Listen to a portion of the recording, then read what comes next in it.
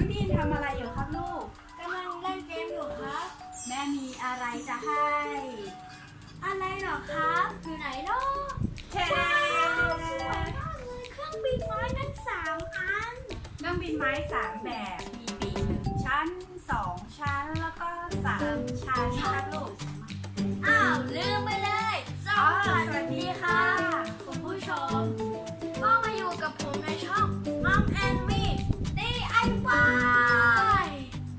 วันนี้เราก็จะมาทำเครื่องบินไม้3 อันนะครับอันแรกเราก็จะทำปีก2 ชั้นก่อนนะครับ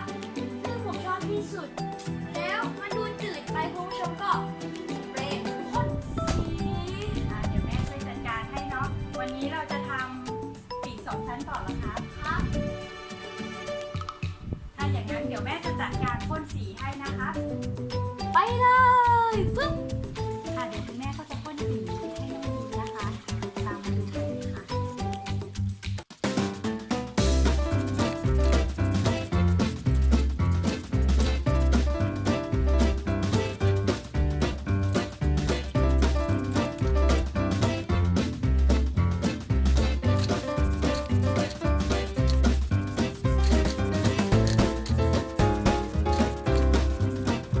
แม่ครับสีเสร็จยังครับ มาแล้วค่ะน้องดีน ขอบคุณครับก็ถึงเวลาต่อแล้วนะครับ แบบล่ะ นี่ไง ปุ๊บ thank you แบบที่1สีแห้งหมดแล้วนะคะลูก